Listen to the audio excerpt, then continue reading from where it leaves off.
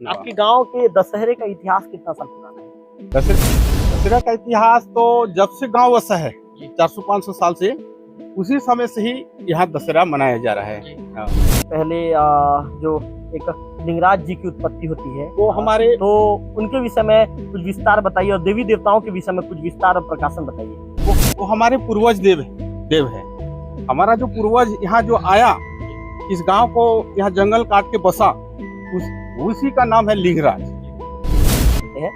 अनिल जी, जब आप लोग देवभोग पहुँचते हैं तो देवभोग पहुँचने के बाद फिर देवी देवताओं के बीच में कैसी मुलाकात होती है, थोड़ा सा उसका भी विस्तार बता दीजिए। देवभोग में भी हमको 1 किलोमीटर दूर से वहाँ के ठाकर पुजारी जो मेन मुखिया लोग हैं, हम लोग रास्ता में आके हमको स्वागत करते हैं। नमस्कार, मैं हूं रवि तिवारी और आप देखना शुरू कर चुके हैं लोकल टीवी। इस समय लोकल टीवी की टीम गिरसुल में मौजूद है और गिरसुल में हमारे मौजूद रहने का कारण ये है, मैं आपको बताना चाहूंगा कि गिरसुल का दशहरा अपने आप में एक प्रसिद्ध दशहरा है। इस दशहरा के विषय में क्षेत्र भर में चर्चा होती है। मैं आपको बताना चाहूंगा कि अष्टमी के दिन यहाँ का दशहरा शुरू होता है। अष्टमी के दिन शुरू होता है, नवमी के दिन आसपास की जो देवी देवता है यहाँ पर पधारते हैं, इनकी पूजा अर्चना की जाती है। इसके बाद दसवीं के दिन यहाँ की जो देवी है, आसपास की देवियों के साथ मिलकर 3 से 4 गांवों के देवियों के साथ मिलकर गिरसुल की देवी देवभोगगढ़ के लिए प्रस्थान करती है और देवभोग में जाकर विजयदशमी के कार्यक्रम में शामिल होकर वहाँ के दशहरे में यहाँ के देवी देवता शामिल होते हैं। आखिर यहाँ के दशहरे का इतिहास क्या है, यहाँ का दशहरा इतना प्रसिद्ध क्यों है, तमाम चीजों को जानने के लिए इस समय लोकल टीवी की टीम गिरसुल पहुंच गई है। आप देख सकते हैं कि हमारे साथ अनिल माझी जी मौजूद हैं, पूरन सिंह जी मौजूद हैं, यहाँ के पुजारी घनश्याम जी मौजूद हैं, इसके साथ साथ मधुलोचन जी मौजूद हैं।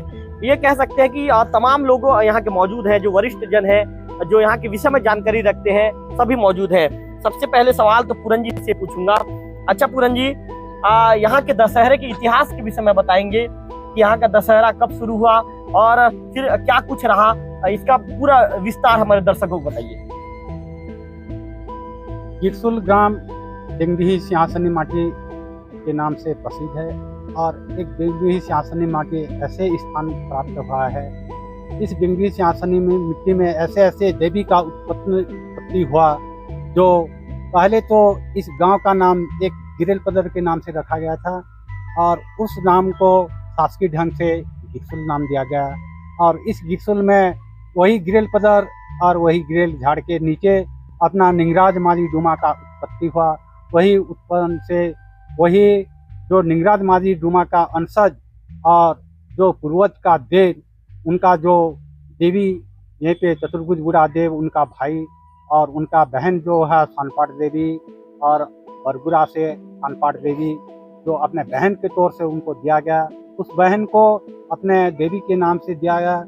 उधर बहन को ऐसे दहेज प्रथा के नाम से भी ऐसे उनको खेत भी प्रदान किया गया और देवी देवता भी उसको प्रदान किया गया। उसी देवी के नाम से ही आज भोगर गांव में सनपाट देवी का नाम से और भाई के नाम से, और वहीं से 12 गांव भोगर को दिया गया। इधर बरगुड़ा भी सनपाट देवी था और सनपाट देवी को भी 6 गांव दिया गया।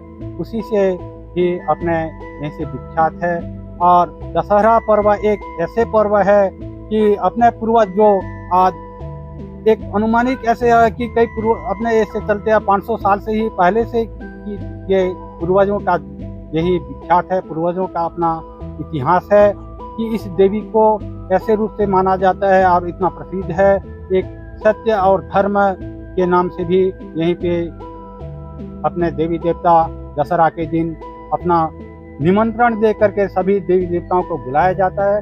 बुला करके ही अपने अष्टमी के दिन अपने देवी देवताओं का खंडा, जो अपना एक पूर्वजों का जो बाना है, बाना को अपना धोख धा के हट मंदिर में स्थापित किया जाता है। नवमी के दिन उनका पूजा पाठ किया जाता है।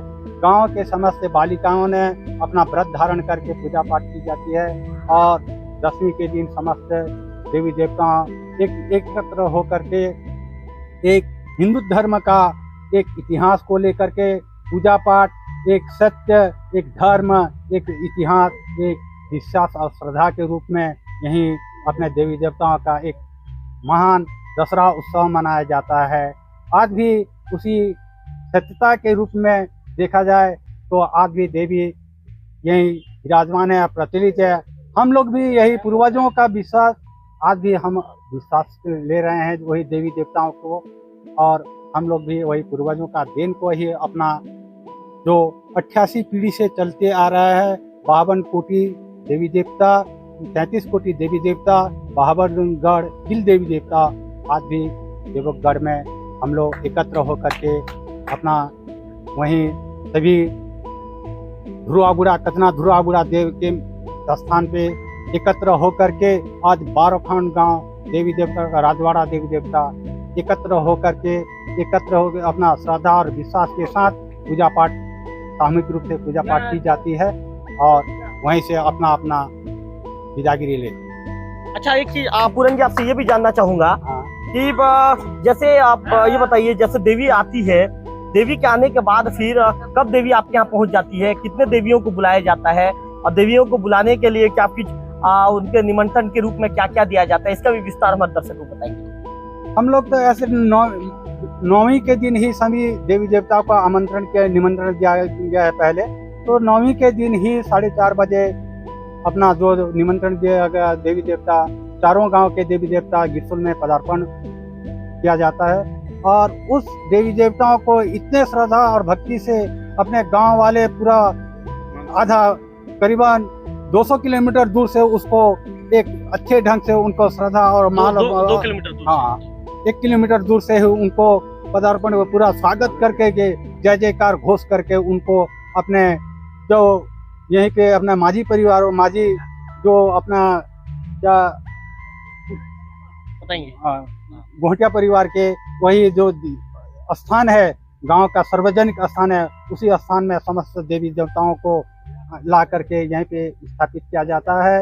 रात भर वहीं एक बार पूजा पाठ की जाती है और उसी रात को पूरा देवी देवता रात्रिकालीन विश्राम की जाती है, और उसके बाद 10वीं के दिन अपने समस्त देवी देवता को एकत्र कर करके हम लोग देवगढ़ को प्रस्थान की जाती है। अच्छा, पूरन जी आपसे ये भी जानना चाहूंगा, देवगढ़ में विजयदशमी के दिन 12 देवियां पहुंचती हैं। 12 देवियां के विषय में थोड़ा सा हमारे दर्शकों को विस्तार बताएंगे, कहाँ कहाँ की देवियां हैं, राज देवियां जो पहुंचती हैं, और सभी कितने बहनें हैं, कितने भाई हैं, थोड़ा सा इसके विषय में बताएंगे।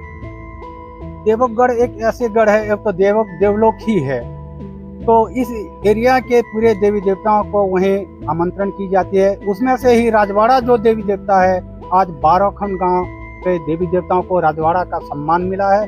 वही राजवाड़ा देवी देवता ही आज कतनाधुरा माटी दाऊ जी के घर में हम लोग समस्त पदार्पण वहीं पे अपना उपस्थिति देते हैं। उपस्थिति दे करके रात के समय ही 11 बजे रात के समय पूरे 12 गांव के जो राजवाड़ा देवी देवताओं का कतनाधुरा में मिट्टी में पूजा आराधना की जाती है। वहीं पे समस्त देवी देवता अपने फूल प्रसाद भक्षण करके वहीं पे विश्राम की जाती है, और सुबह होने के बाद पूरे 12 गांव के जो राजवाड़ा देवी देवता दाऊ घर में अपना उनका जो पाठखाना जो कहते हैं उस अपने बाना को ले आकर के अपने समस्त देवी देवता, पहले तो यही ध्रुवाबुड़ा मडरापुरा से ध्रुवाबुड़ा आती है, उसके बाद लंकेश्वरी और भैरव लंकेश्वरी ये बरही से मुड़ा गिरसुल से अपने परदेशन माता सिनापाली से चतुर्भुज बुढ़ा दे, सानपाट देवी घोगर, सानपाट देवी बरगुरा, मुड़ागांव से मैनपुरन पुरेसरन, और डोहल से 4 मंडल बुढ़ा दे, और इधर कुमड़ी कला से भी कला कुंवर, और अपना धान बेड़ा से ही मडराधुरा करके ये लोग समस्त अपना एकत्र होकर के समस्त अपने फूल पान धूप दीप पूरा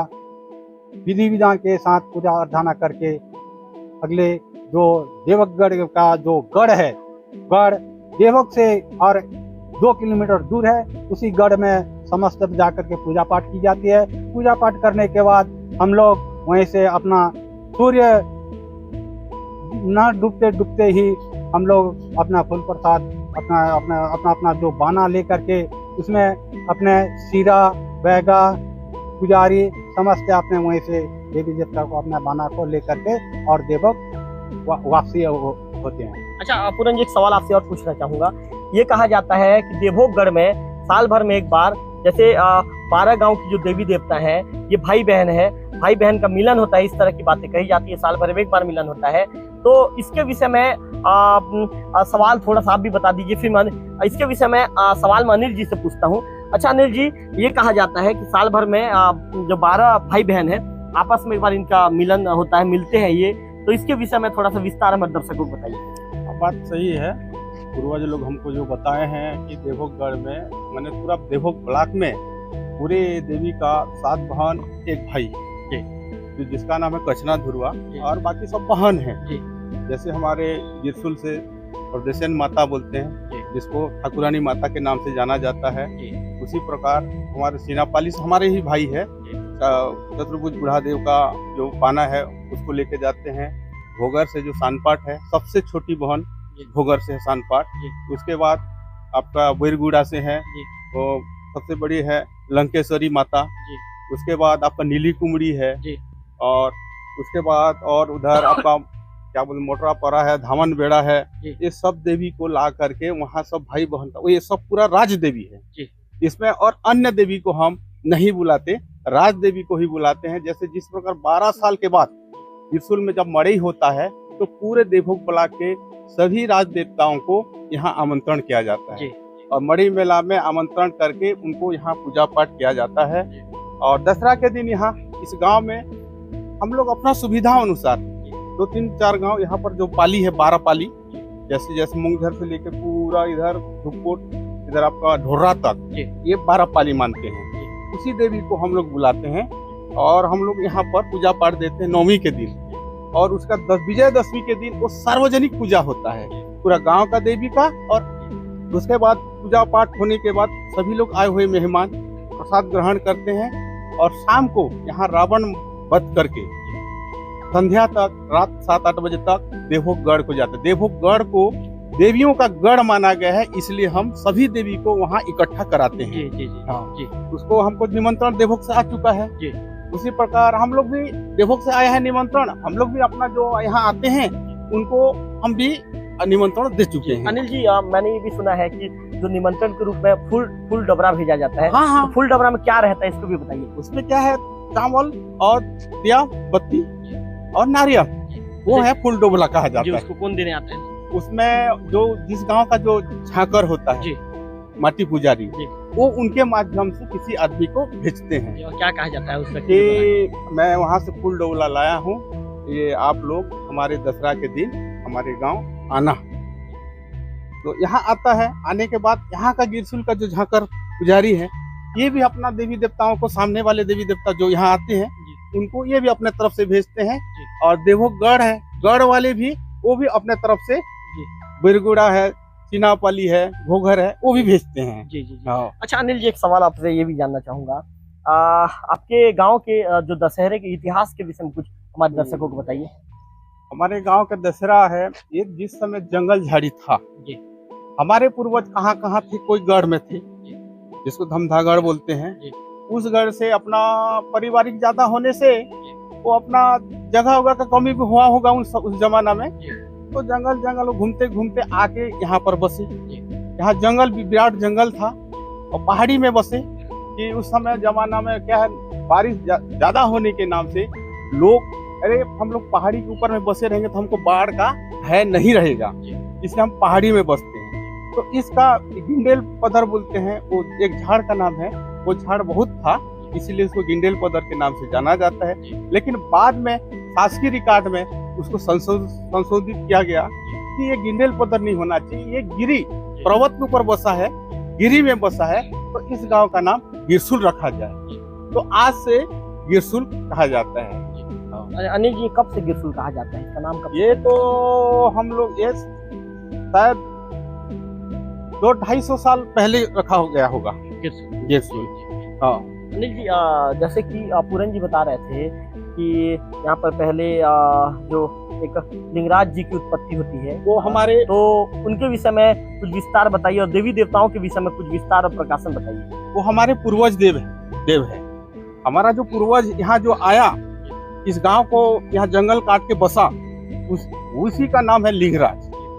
वो यहाँ गांव बसाया, जंगल काटा और गांव बसाया, घर बनाया, खेत बनाया, और वो ही यहाँ स्वर्गवास होने पर वो यहाँ का मेन देवता बना, जी। जिसका नाम है लिंगराज। जी। लिंगराज ही यहाँ आया और इस गांव को जंगल काट के यहाँ बसाया। बसाए। हाँ। जी।